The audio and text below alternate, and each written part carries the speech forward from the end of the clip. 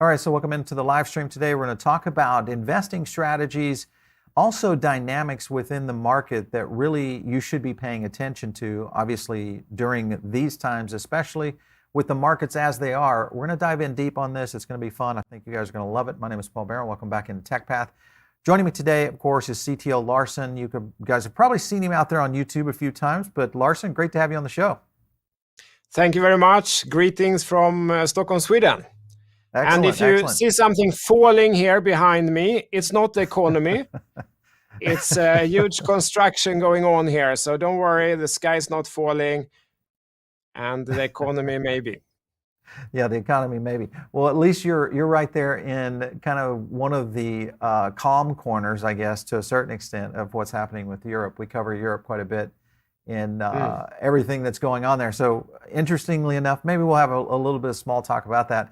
Let's get into, first of all, for many of our audience, if you guys have never checked out CTO Larsson's YouTube channel, make sure and do so. We'll leave a link in the description below, but he does a great job on breaking down a variety of different projects in the crypto space, but more importantly, it has a lot of similarities to our channel in the sense that he covers a lot of technology integration and how it parallels with what's happening in crypto, which is very important today in understanding not only where the tech industry is going, but kind of the future of where Web3 is going.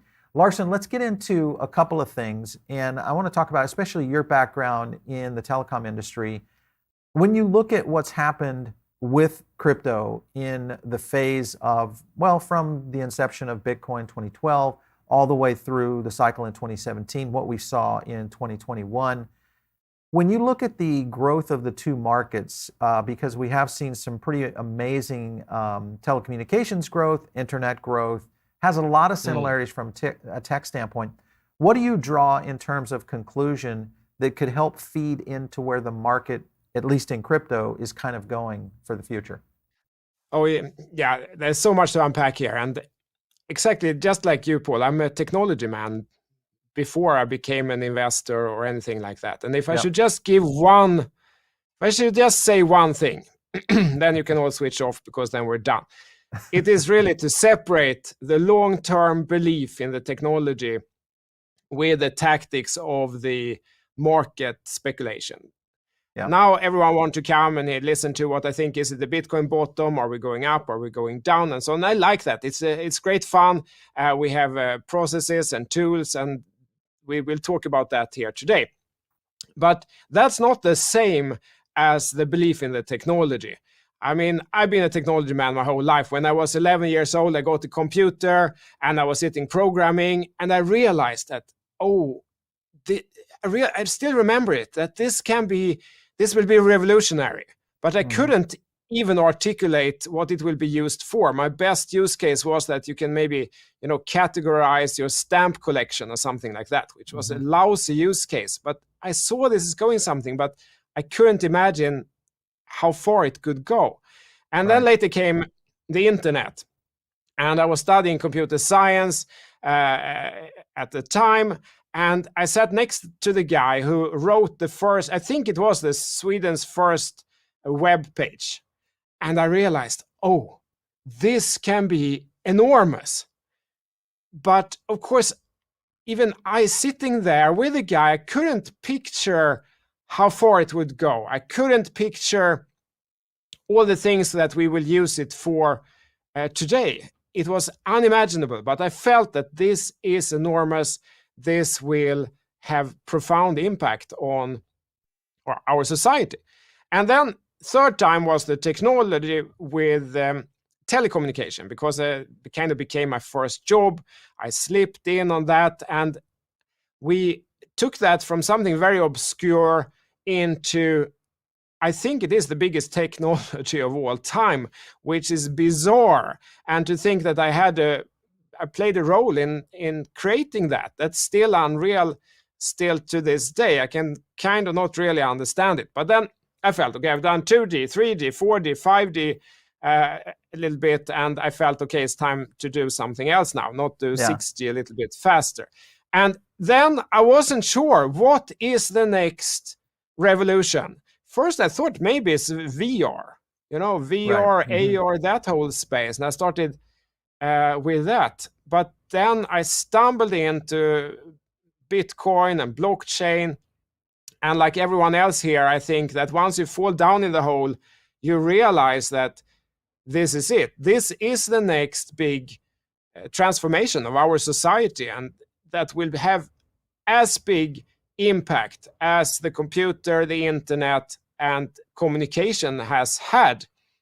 And you had a great man, Mark Yusko, here a couple of episodes ago, who said that blockchain is the truth net, replaces trust with truth, which I had never heard that before. And I think it was a really great way to put it. That is really something completely new that has never existed in the society before. And I have never, in the previous shifts, I felt convinced that this is going to be something, but I have never been so sure as I am right now that blockchain and cryptocurrencies will be at least as big as any of those previous technologies. And it's really taking a step back. Of course, a truth machine or a global money on the internet, of course it has a future. There's no one, I think still haven't met anyone who can look you straight in the face and say that they don't think that global money on the internet has any use, or that there's no point with the blockchain protocol. Even the biggest haters cannot really bring them to say that. They would say that, but Bitcoin is bad and it's like a Ponzi or something, but they cannot say that global money on the internet doesn't have any point. Yeah, I think the scenario and the comparisons that we've seen within technology advancements, you're right, they do line up really well with what's happening with Web3 and just blockchain in general. One point I want to bring up is... Sorry, I forgot to actually answer your question. I apologize. That was what I was getting to. That I think the parallel here is to really realize that where blockchain is today, that's internet in maybe 1994 or 1995 or something, or it's like personal computers 1984, or it's the mobile phone when it was heavy, you had to carry it like a bag and phone. Only stock market traders could afford one. And it was like too expensive, too heavy, too clumsy to use, and so on. That's where we are with blockchain today. It's not ready to we're not at the stage of the iPhone with blockchain. It's not scalable enough for the whole world to use it today. It's not user-friendly enough for everyone to use it. It's too public. I mean, you can't do business if your competitors can look straight into all your financial transactions, or anyone on the internet.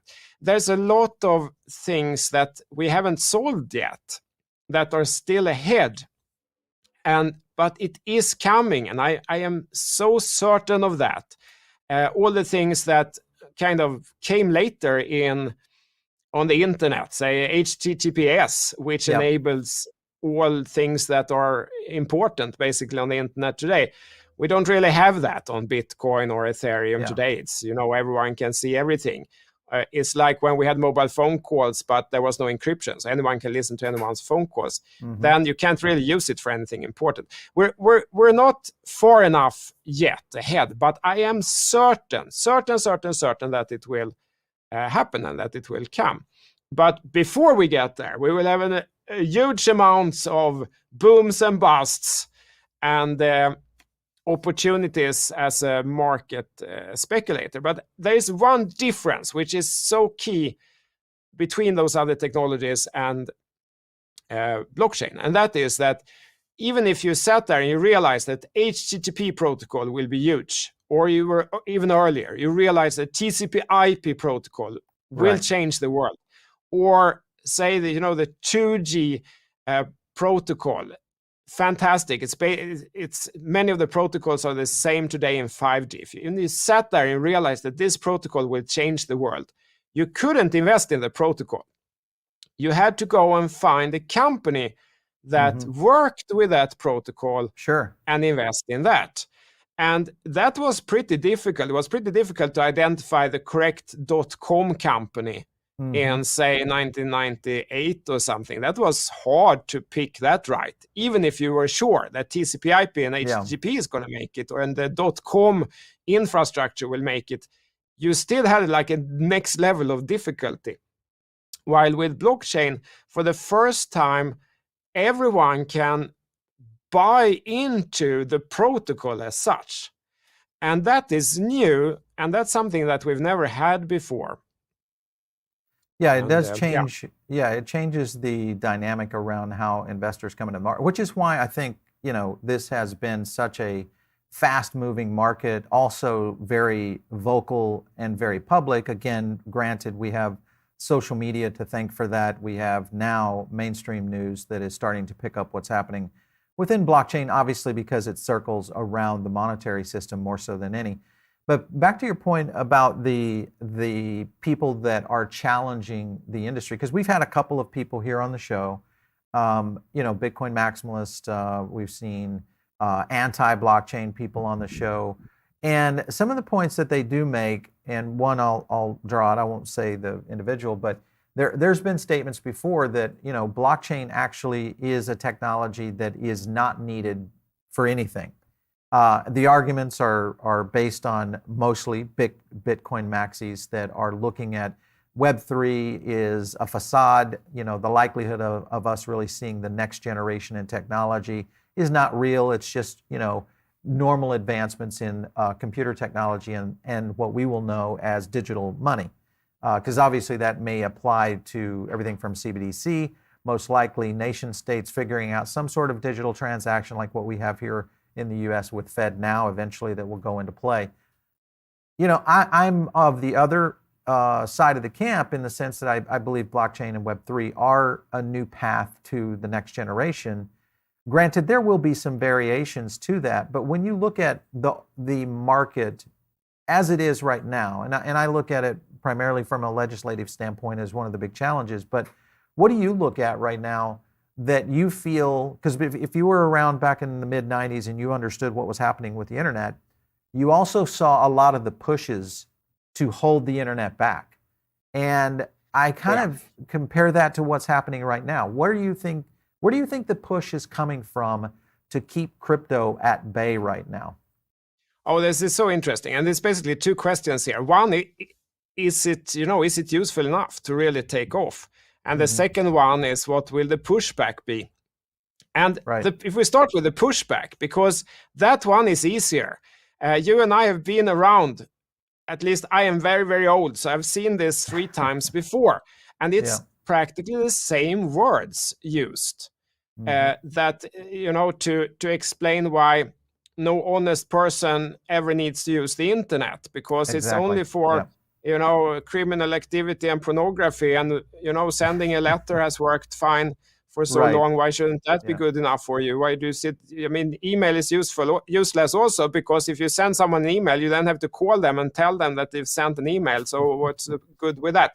And with internet, the pushback was also that information is dangerous, right? And when we had newspapers and TV channels, there is a publisher, an editor, well, I'm not sure of the English term, the person who is responsible for the content that goes out in the newspaper or the internet. And it's kind of like a legal responsibility. And then came internet, and people started asking, but who is the publisher for the internet? Who is responsible for the information that's put out on that internet? And then when the answer is that that's no one. Anyone can, publish whatever they like. There was like a total brain meltdown in a great portion of the society. I think many people don't remember that now, but there was a lot of pushback.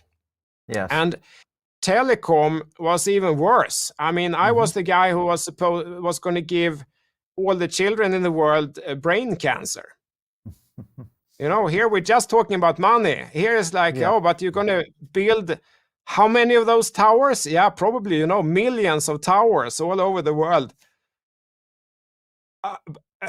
It's going to kill all the insects. It's going to kill all the birds and give everyone brain cancer. And now we're sitting here and we're having, our phones under our pillows, many of us, when we're on the bedside table, and now everyone in the world is using it. But there is always a massive pushback, often with good arguments, like criminals can use this technology to do bad things. And that is true. Criminals can use the computer. Criminals use the internet. Criminals use the mobile phone, to call to the getaway car and I've robbed the bank, have it ready. Criminals can use technology just like everyone else. That doesn't make the technology bad. We just need to find ways to manage it so that instead of we can't ban the wheel because the bank robber used the car to get away. We need to find a way where we both can support new technology and prevent crime. And so far through history, that has been possible. And I am certain that's possible to do today. So that's a kind of the pushback. I think it's a well-meaning pushback, but I don't think it's valid. I don't think the pushback is valid. Then the second part is really, is this useful or not? And when we chit-chatted a little bit before, I mentioned that I came in quite late to Bitcoin. I bought my first Bitcoin in 2017, but I had blockchain on slides when I worked at Ericsson, and we were, building telecom networks many years before that, because I realized the value of the technology, because you can, fix the truth. For example, if this is like 10 years ago, so there's no secrets here, like there are charging data records, for example, when people make phone calls, and then you have to make sure that those cannot be altered, that you cannot go to your operator and they can, alter the records in some way. And one way to do that was to sign everything in a long blockchain. And I realized the value of that. And of course that is useful. And blockchain can be applied to a huge number of applications. There is no doubt of it. Money and wallets is just one of them. And like we said also, there is something else going on here, and that is the globalization. The Bitcoin network, the Ethereum network, and all the blockchains, they're global from day one. And what has so far happened, as you know also in technology history, is that the global technologies tend to win. Like TCP/IP, HTTP, the mobile networks. When we came out with this mobile network that is used everywhere today, it was not the only one. Many countries had their own mobile network, like Japan had a different one, and Europe and US and so on. There was a variety of mobile networks. And there was nothing wrong with any of them. It's just that it's very difficult to go up and compete against something that is global. Even if you're a huge country, even if you're like United States, or even if you're China. Today, China uses the same mobile network as everyone else. You can take your iPhone, take it out in Beijing and make a call. It still works. It's the same network. And many of the core internet protocols as well, TCP/IP, HTTP, and so on. Then the companies and applications, they try to segment off, and they're going to do their own Google, their own YouTube, and so on and so forth to copy the companies. But the protocols are the same. The protocols are global. And if someone comes tomorrow and builds a slightly better TCP/IP protocol, it needs to be so dramatically better to have any chance to succeed with that. But then when it comes to the specific applications, say the different .com companies, or I think different, altcoin projects, there I do believe in innovation. I do believe that if you're good, if you're enough better than the previous one, you can overtake. You can replace a technology even when it has billions of users. We were very clever to. It's happened throughout the annals of the internet. We saw Java and its eventual replacement of what Flash was, and prior to that, we saw obviously versions Web 1 versus what we've seen now with what could be Web 3. So there are some comparisons. I think the one thing that being in the industry and having a chance to see these working with tech companies, The one thing that does concern me more so than any is that this revolution that we're watching centers around the monetary system. And before, we haven't really had a revolution that centers around monetary. We've had a revolution that centers around information, the internet, around communication with what's happened with mobile, around socialization when you think about social media and how people interact. But once you start bringing money into the game, it feels like there are so many different pressure points that really start to flow into this, that one can cause setbacks, cause issues, regulation, which I still feel is going to be our biggest challenge globally as well as here in the United States. It is the one area I think that at least me, I'm concerned with right now, is that maybe, blockchain is just too good for what it could be, in the future. And I think a lot of major and modern countries are looking at this and saying, wow, this is a technology that essentially has just trumped our entire stack in terms of a web stack or a tech stack, to be able to just operate, within the ecosystem, which obviously we've talked to many analysts and, long-term macro guys that look at this. Mark Yuso kind of talks about this as well.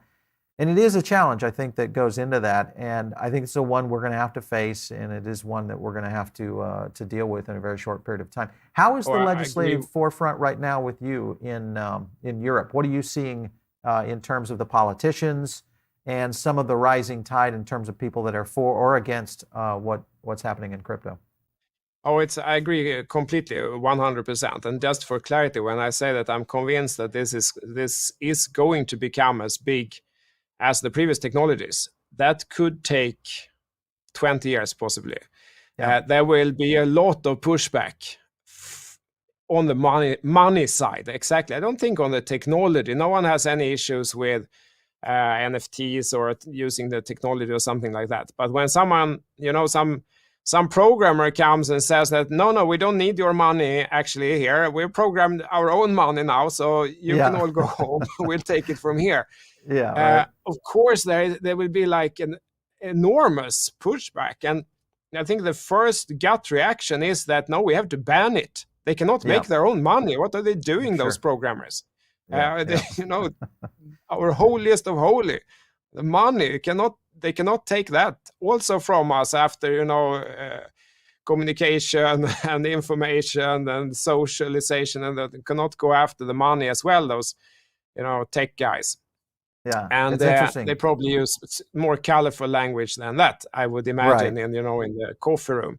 So for sure, there will be enormous pushback. I don't think that anyone is going to go and ban it in democracies like the US or countries in Europe. I don't think so. But there will be for sure an attempt to restrict it as much as possible. And so far in Europe, we are far behind the US in terms of understanding among the key politicians, the rule makers and decision makers, sadly. So the work that has been done in Europe was done from what I perceived, based on what I could read and observe. It was done from a very protectionist and stop all change perspective. There was very little talk about, okay, but this is the next internet we're talking about here, that is basically fueling the whole economy. And now I just learned that even already 2014, the most common job in Sweden was programmer. Okay, we're talking about the next internet here. Shouldn't we at least consider the aspect of economic growth and see how we can both support economic growth and prevent crime? Because I am not a cypherpunk rebel or something like that. I am not. I worked in corporate. I pay my taxes. I don't like crime. I am not in favor of everyone should be able to do whatever they want and so on. I am not. But I know for a fact from telecom that we could combine this. You can use a mobile phone. Anyone can use a mobile phone, and it's been extremely useful. There is privacy, so you cannot listen to your neighbor's phone call, even if you want to. But there are mechanisms to go after crime. For example, it's possible to track the location of a kidnapper's phone. It is possible to go in, and listen to phone calls if there is a court order, and so on and so forth. But average people or other criminals cannot go in and start listening to people's phone calls, because that would create a horrible society. And same on the internet. If you start publishing things which are criminal, okay, someone is going to come and knock on your door, but we could still support the internet and all the development and business that has come. But that discussion hasn't come yet. It's only about it's that. Coming. I think but right. Look here, this criminal used it, and it people could use it for tax evasion and for money laundering and for getting away with money they have stolen. And that is true. That is correct. And we do need to tackle that, but not by shutting everything down. I think that I think is the wrong action. It's the right intent to prevent all these things, but it's not the right action to kind of make everyone publish their wallet in a giant database or something, because that will lead to other problems. That's going to leak. And then the criminals will start going after people instead. We create crime instead of preventing crime. And so, but the discussions are very immature at this point, from what I have observed in Europe. It's people who don't really know anything about this area, and they feel that it seems scary, and people printing their own money or something like that, and they feel that we should really crack down on that. The term used is crack down. Yeah, I think there will be some regulation, and I think to a certain extent it's going to be some good regulation. There will be some regulation that starts to put pressure on. I am anticipating we'll probably see some regulation in DeFi that may not be favorable, at least here in the United States, and that may play into a lot of different projects. Speaking of projects, I want to jump into a couple of projects here. And one of the things that you look at when you're trying to break down projects, because this is something that I've heard you talk about before, and I want to talk specifically about Cardano and also XRP. Those are the two that I want to kind of break down. I've seen your breakdowns on Cardano. There's been a lot of variations in terms of tokenomics, aspects of the speed in which Cardano develops, the different partnerships, etc. What is it that you look at, and we'll use Cardano and XRP as some comparisons here, but what is it that you're looking for that would give you, all right, this is a project I would put my money in? Are there markers that you really kind of pinpoint and say these things have to happen? Oh, absolutely. Yeah, so there are. But first I want to preface it with this, like, remembering back how difficult it was to pick the right .com companies. Right. It is very difficult to predict the future. But some things we can say with certainty, with near certainty. And that is that in global technology, there is rarely any middle way. It's either a giant global success, it's like 100x up, 1000x up or more, or it's down to zero. There is, bankruptcy, or you get bought, or, people, it just trails off. And that's just the nature of global technology, which is very different from many other investments. Like the bakery here down the street, they've been there for 100 years in the same place, and in constant monetary value, they probably had a similar revenue and profit for 100 years. Global technology cannot act like that. It almost never happens. Right. So I don't know which will be the leading layer 1 blockchain platform in the future. And I don't think anyone knows. And it could be that the one that is leading is eventually overtaken by an even better one, which is even eventually overtaken by an even better one. So I want to approach this from a perspective of humbleness, that we have to be humble for the fact that we actually don't know. But we do know that if it succeeds, it's going to go up for extended periods. Yeah. And if it goes down, it's going to go down for extended periods, because it's almost always like that. And so what we should look for instead is we should look for possibility. We should look like, is it possible that this project could make it big and really grow huge multiples? Is that possible? Or is it not possible? If it's not possible, we don't need to look at it. We don't need to look at the charts. If it is possible, then we go in to look at the chart. We try to catch the uptrends. We try to stay away from the downtrends. And what is it then that makes it possible? And there's a couple of factors. And surprisingly few of them are technical, because all good technology can be easily copied, even more so in blockchain. If there is a protocol that is working great and they really made some huge innovation, it's probably on GitHub. You can go and clone it. You can do your own version of it, even if it's not open source. The ideas are open, clear out in the open, because we like talking about our ideas, our technical ideas in this industry. So other people are going to go build that. So it's not really about that. The good idea is worth nothing, because all good ideas will be copied. It's the execution on that good idea that matters, if it is a good idea. So if it's a bad idea that can't succeed, okay, then I write it off.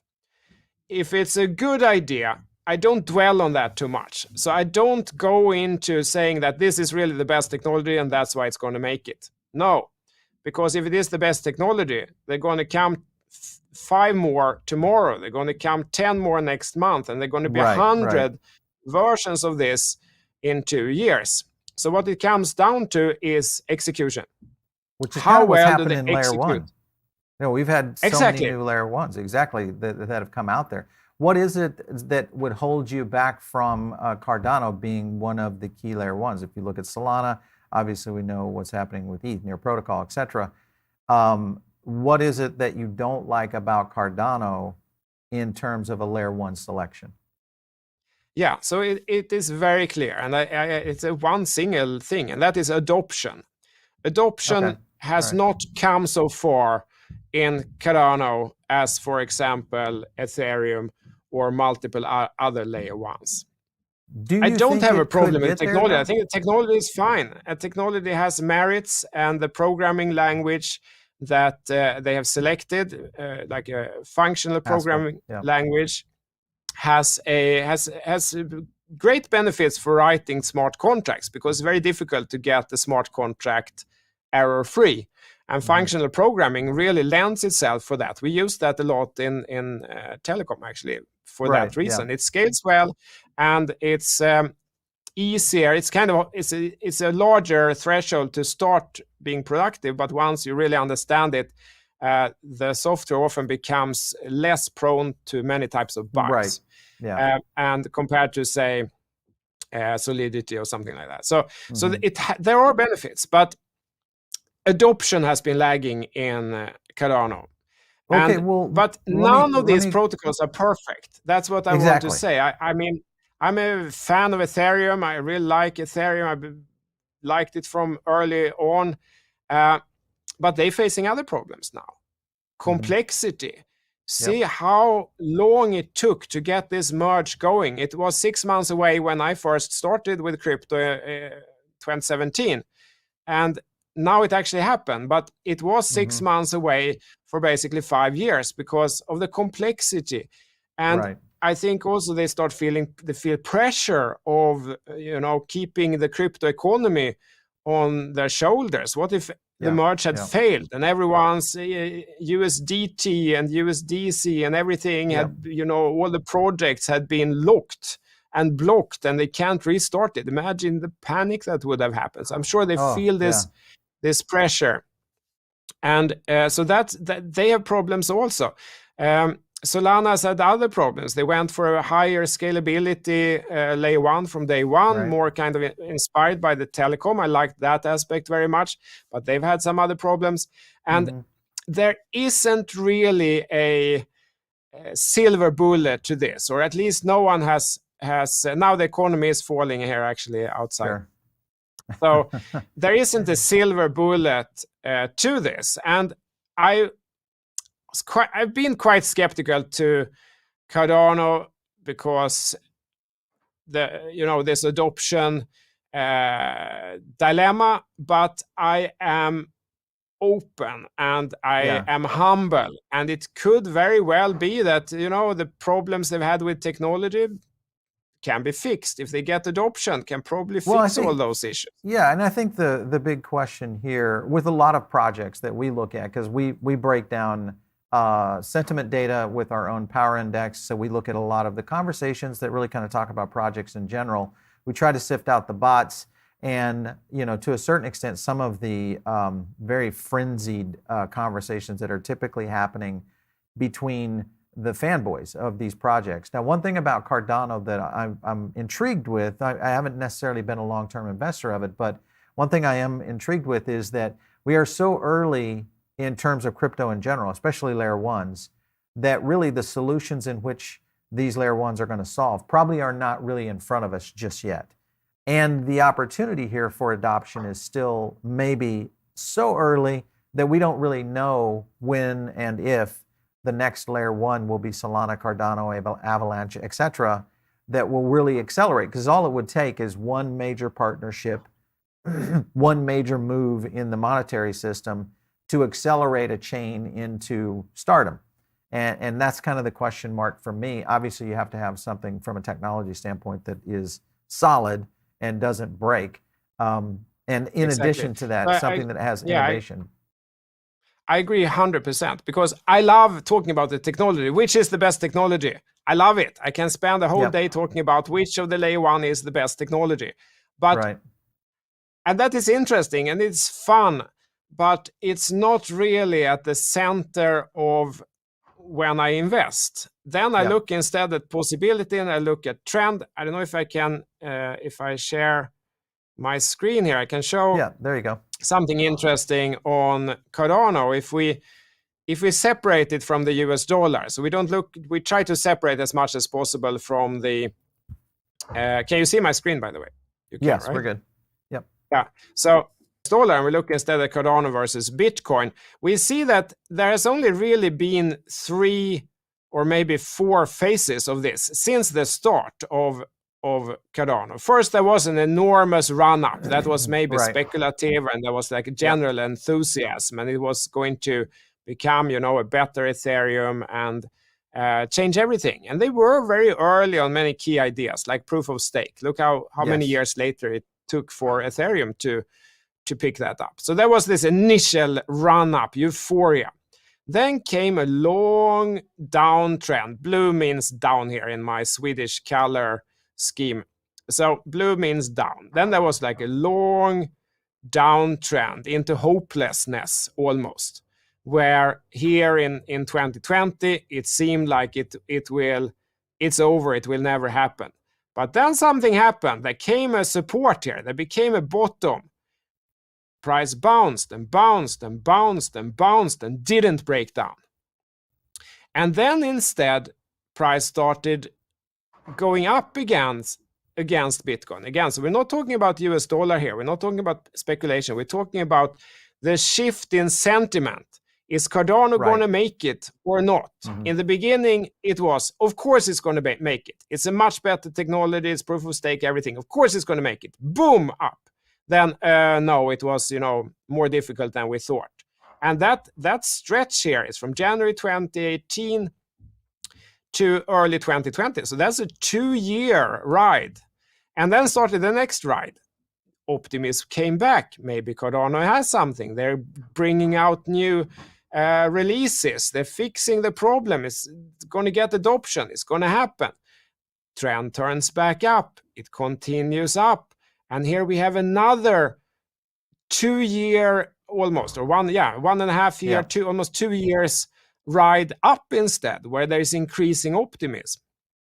And then it kind of climaxed here at the day of a big upgrade, a big release. You had another great guy, Gareth Soloway, here a couple of episodes ago before the Ethereum merge, and he said that the Ethereum merge could become a sell the news event. And that is so true, and that's exactly what happened here with Cardano. The upgrade was successful. It was a great success, But as often happens, it becomes like the anticipation was even greater than reality. So price starts trending down again, and it starts going down again. And that's really the phase we are in now. But who knows where this will go? And I try to keep an open mind to not lock myself into something based on technology opinion or something else that in the end won't be the key to which one of these get the biggest success. Because even if the technology is worse, if they get adoption, they can fix the technology. They could do ADA 2 and do it better. We were very clever to, label 2G, 3G, 4G, 5G. It sounds like it's just like a software upgrade or something, but in reality, it's like completely different systems, different hardware in the towers. You have to exchange the phones in billions of people's pockets because it's a completely different layer 1 modulations. It's like a completely different system. Right. And it is possible to upgrade something by basically changing it out. If you have the adoption, if you have the customers, you have the usage, it's possible to fix the technology, even if you have to replace the whole thing, even if you have to throw it all out and bring a new one in. And you just call it ADA 2 or, something like that, and people will upgrade. Yeah, and I think, the things that we're watching, one thing that we really study on our sentiment data is these long-term trends that are occurring, much like what you saw there on the price charts. And in many cases, if you start to throw out kind of the high and the low of data, just like any study on, on consumer science or data science, it does start to reveal trends. And the one thing around adoption trends, there is a tipping point in which something starts to really see parabolic movement. We've seen that in Bitcoin. We've seen that in some other, innovation growth stocks. Whether you look at, Facebook, Twitter, Tesla, any of which we've seen over time kind of get that little bit of a tipping point. And Cardano is one that's intriguing to me. Even though I'm not a long-term investor in Cardano right now, I'm always interested because of the frenzy around the community, which creates this buying action and of course creates this movement, though we haven't been able to isolate it just yet as to whether or not this is real adoption or if it's, a lot of the community drinking the Kool-Aid.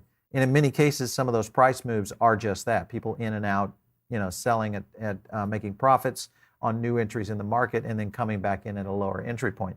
And it's not a bad strategy. I think it's fine. I want to jump to that, and that is a strategy in which to trade. When you look at trading some of these projects, whether it's a layer 1 or even Bitcoin, your theory is that, from what I've been able to gather, is that getting in and out of the market with accuracy and intent is really a better stretch and strategy than HODL'ing over time. Explain to me why you think that is the case.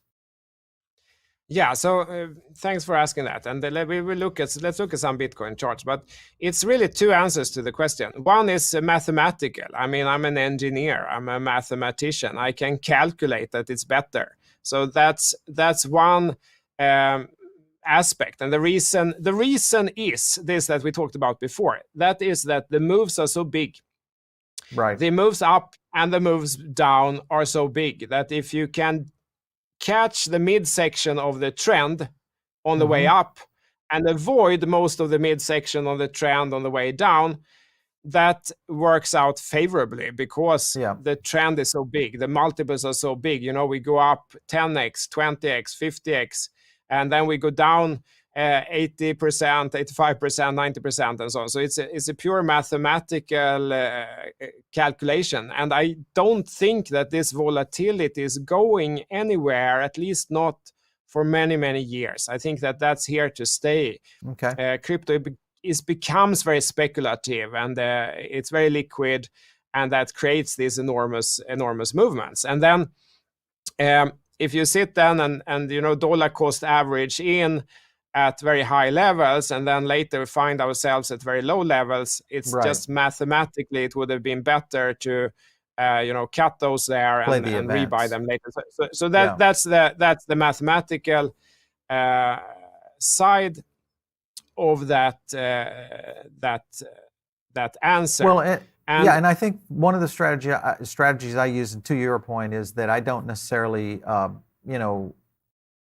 live in the camp that DCA blindly is the answer. Mine is always event-driven or momentum-driven trading, which is looking at major events that's causing either a downtrend or an uptrend, definitely not FOMOing, but in the essence of just like right now with Bitcoin. If you look at Bitcoin and what we've seen in this movement between really 23 and 17 over a period of time, a lot of people could have made a lot of money in these trades, which we've traded in the 17 and 18 range often, and we're getting a chance to do that again to possibly see another short run, whether we see this before or after the election. Yeah. So that is exactly. true. And then go to your point. Yeah, and then the other part is really that buying constantly or something like that, or buy and hold, HODL. It's fine if we are sure with 100% certainty that it will be this particular coin that will dominate forever in the future. Yeah.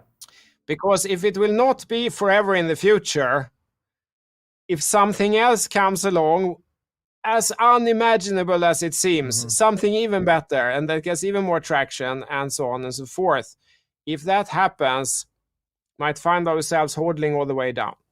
Yeah. And that is really the bigger reason. The other one, I mean, if we make twice as much money or, just 1x, it's fine. It doesn't really matter. But the bigger reason is that I am not as certain as many other people that nothing better can come along in the future. Okay. I think it is possible. On the layer ones, I think more people accept because there is a clearer battle going on. Yeah, we've already seen the path. Yeah, we've already seen the path. Exactly, we've seen the path. And even though Ethereum is definitely the leading platform today, is it impossible for someone to challenge that and take it over? I don't think so. Then Bitcoin, then it gets much more religious, and it's kind of hard to argue that. But I have seen technologies with billions of users, which Bitcoin does not have today, with hardware and utilization and the best technology ever built get replaced by something even better. Oh, yeah, for sure. I think it is at least possible. I'm not saying it's likely, I'm saying it's possible. And then having a trend following approach where you kind of don't hang on the trend on the way down, but you try to hang on the midsection of the trend out. If that happens, it would protect you. Yeah. We're not going to catch the top, but we will not also ride it all the way down to the bottom. If it happens. I'm not saying it will happen, but I'm saying I think it's possible that it could happen. And the advantage of such a strategy is then that we're not going to lose all the money again. It will protect the capital. It's kind of a defensive strategy, even if it has... People tend to focus that it has performed better, but it's not really the point. It's like a defensive strategy. And I can show it here on Bitcoin. Yeah, go ahead. Right now, if you can't share your chart there. Switch back to this. I will explain what the line, or maybe I'll show the line first, then I will remove it. Because, no, we remove it, and then I put it back. So here is Bitcoin, and we are in a downtrend that basically started here in December. I think it was December 13th at about 49,000. And that's really been a downtrend that it's still open. It's still going on here. And then if this turns up now, which it could do, because now everyone is so bearish, everyone is convinced that it will go down. Okay, then maybe it doesn't, and maybe it rallies instead. Then if it turns up here, this would then basically give about twice as much BTC.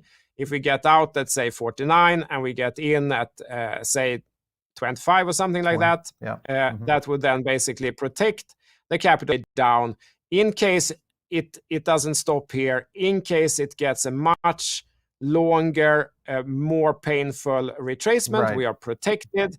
But if it turns up, even if it turns up here today and starts going up, there's good chances that it still will perform better over a HODL approach, because we, as you see here, 49,000 versus maybe it would turn up here 25,000, something like that. That is still twice as much, basically, or half the price. But then there is something else that I think is very, very interesting exactly now as we are recording this. Because if we look at the dollar strength index, or DXY, and so that is a little bit easier to see, I inverted it here. So it's like 1 divided by DXY, so that it moves in the same direction as Bitcoin, and it's easier to see. And what we can notice here is that this has tracked Bitcoin price very much for a very long time. And until now, basically, where it suddenly actually doesn't. It disconnected here. I don't know if it's clear to everyone, but it has followed, and suddenly it no longer follows here from the past couple of days only. DXY has continued to make new highs, which means that the inverse continues down. But as you see here, something changed here just a couple of days ago. Bitcoin didn't break down here. And what is so interesting with this is that this happened exactly at this super key support that has been going back here to June. It's where support held in mid-June. It held again on 30th of June.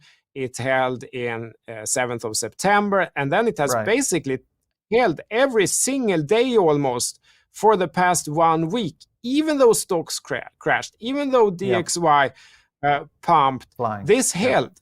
So clearly there is someone sitting here with large funds that is buying here at 18,600 something and protects this level.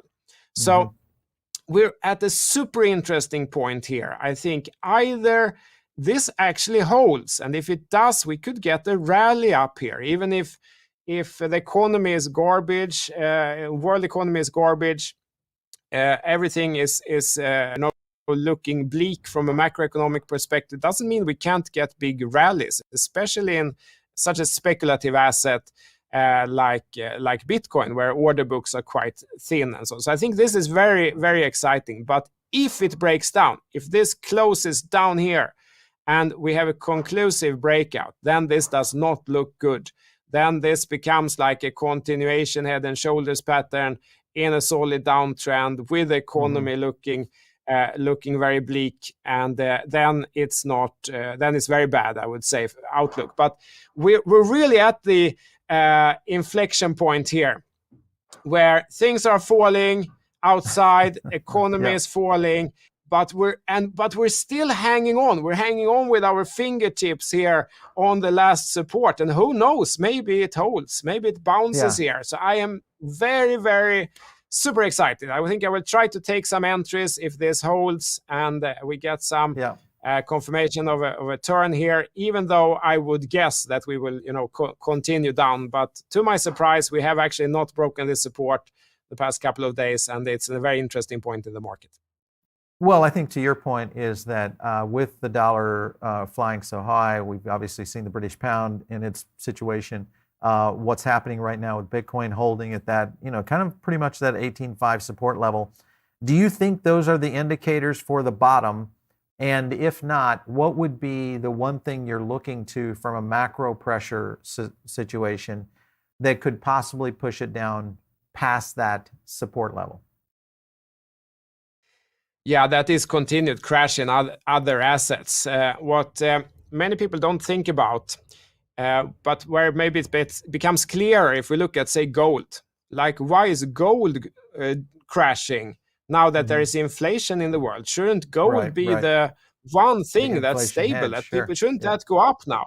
And I didn't get that either in the beginning, but then someone explained it. I finally understood it. It's like this, that if a fund or something, they have a balanced portfolio, or an individual investor, suddenly they get a huge margin call. They've lost a lot of money in Apple stocks or something. it has crashed, it's down, they've lost money, they need to cover those losses if it's a margin call, or if it's a fund, they need to rebalance the portfolio, because suddenly the whole portfolio is skewed. They were supposed to have, 20% this, 30% that, and so on. Now one of them has crashed. Then they need to rebalance the portfolio, and then they need to go and sell the other assets also, even if they believe in those assets. So even if someone truly believes that, gold is going to go up, they still have to sell it in the kind of emergency phase when everything is going down, when everything is crashing, everything is going down. All the speculative assets will go down. And that's the beginning and the end of that story. If assets are crashing, other assets will crash. That's it. Yeah. Then later, when things have stabilized, it will look different. And Bitcoin has typically performed very well in positive environments, like when stocks go up 1%, Bitcoin go up 10%, because people get bored with 1%, right? They want even more speculative and so on. And then they get bored with Bitcoin's 10%. Then they want to buy some altcoin because that goes up 50% in a day, and so on. And then you want more speculative altcoins and so on. But then when things start going down, the more speculative it is, the more it goes down. And Bitcoin is a very speculative asset today. So I think that what we would need to see is a stabilization in the markets. That's really that's what we need to look for. And how do we find that? How do we find the stability in the market? Yeah, I think it is the charts. That's where I think the macros are still, pushing very difficultly against the winds here in terms of overall investing, and we are looking at what could become really, a global recession still looming. So there are a lot of things that could still push it in this. I am too also surprised at the same time. We look at data a little differently in the sense of just how sentiment is trending. It still is overall trending down, so we do still anticipate a lower priced Bitcoin. So it is one that we're watching very closely. I want to take some questions, but before we do, I know we have a poll coming in. Let's take a look at that, Larsson. All right, what strategy thus far has paid off for you the most? Holding and dollar cost averaging, 76% saying that's been the winner for them, and then trading and timing the market at 24%. So interesting. Yeah, absolutely. And can I add one comment on that? Because it's very interesting. About 70% of people tend to lose money if they are trading. 70, so 70. And yet the same people can make money if they're trading in a simulated environment with some basic education. You read one book about some 5 common investment strategies. Then most people can go in a simulated environment and consistently make money. But then you put those same people in the exact same market situation, with the same situation, same pattern, but it's real money. It's their real money on the same kind of money you go and buy milk for. Then they can no longer do it. They can no longer stick to the same strategy that they stuck to before. And the reason is that we're fighting our emotions. The difficulty here is not how to analyze, it's how to stick to the strategy, because it always feels wrong. When it's time to buy, that's at the bottom. That's when we feel the most depressed. At the time to sell, that's at the top, where we feel euphoric. It's going to the moon. This will never stop. We selling then would seem insane emotionally. Exactly. And that's why this is so difficult. Yeah. We're going to take a few questions here, Larsson. Let's get into one on inflation. Peaked already in the U.S. is coming in from Eric Browning. I am in the camp right now that we may be near the top of where inflation could have reached. The concern I have right now is still around the lagging indicators, which is real estate and jobs. Larsson, for you, obviously inflation quite a bit higher in Europe in general. Are you guys seeing that maybe you've peaked, or do you feel like the pressure is still on because of the energy costs? I don't know, actually. I think my opinion isn't really relevant. I'm not a good enough macroeconomist to know. What I think I can say with certainty is that a lot of the earning hits on companies, that I think has not peaked yet. That I can almost say with certainty, because much of the effects haven't happened yet. There are two sides, right? One is that people hold on tighter to their money, they will spend less because they're worried. And the other one is that costs go up, and there's a lot of different costs. Energy cost, supply chain issues from China. Inflation as such can become a cost also, because maybe you have had contracts negotiated with your customer that you can't renegotiate as fast as the costs go up, and so on and so forth. And that will hit earnings. Earnings means profit. And many companies, they have maybe 10 or 20% profit margin. That can easily turn to minus 10 or 20%. Right, sure, and sure. This I don't think has even happened yet. I think that's still ahead. Yeah. What are your thoughts? Because XRP, we get a lot of audience that really follows along. I'm a fan of Ripple and the technology that Ripple is doing from a global standpoint. Now, sure, there will be other players that might compete in this, and we may see them, start to partner up with, CBDCs and central banks in the future. There may be a lot of opportunity there. But in the short term, if Garlinghouse and the Ripple team win this case against the SEC, do you think we would see some movement on XRP? Oh, absolutely. Let's. People want to hear XRP. Let's talk XRP. And I have some, at least one good news that I could share, because depending on the time frame, XRP has been in a pretty much of a downtrend for a pretty long time, since basically early 2019. But with this trend proxy that I use, that's called Larsson line. I used to have another name for it, but everyone called it Larsson line, so I just gave up, and now it's called Larsson line. It has turned up actually on the time frame that we have been analyzing this on. It may be hard to see here, but it is a little bit of gold here.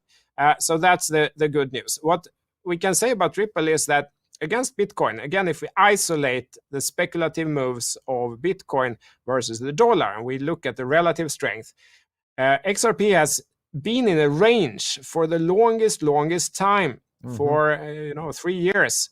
It broke out once, but it turned out to fake out, quickly came back in, and it is still in the range. And I think that what we really want to see here, if there is a major breakthrough in the case and Ripple really wins this, if this leads to a breakout of this range, like a real breakout, not like these ones which immediately reversed, but the breakouts that stays and holds, that could definitely be a solid platform for a rally here in XRP. No doubt, versus BTC that we're looking at here, for sure. And I mean, the trend has turned up. If we can then break through resistance, make this into support and a positive outlook, that could definitely be the case. I should say here also that I don't have any XRP or ADA myself, but I do have a Bitcoin and Ethereum exposure. Yeah, for sure. All right. Hey, Larsson, it's been great having you on the show today. It's been fun kind of breaking this all down, and thanks for stopping in. We appreciate it. Thank you. Come to Sweden. Come for Swedish coffee. Thank you, Tack. We'll have to do that soon. All right. So you guys are tuned in over on the podcast side of things right now. Maybe this is the place where you want to jump into the video aspect of our show, and that's over here on YouTube. So just find us here on YouTube, search Paul Barron Network. You'll find us there. Make sure and get into a thing we call the Diamond Circle, which is our own private member group. We do a lot of emails that give you not only a rundown on the content we do, but also does AMAs, my own, in some cases, personal opinions on certain projects. And then in some cases, when you jump up the ladder into our masterminds and things like that, you can get into some of our daily conversation chats as well. So there's a lot happening over there. The gateway to that is the Diamond Circle. If you guys want to reach me, it is out there on Twitter, @Paul Barron. We'll catch you next time right here on TechPath.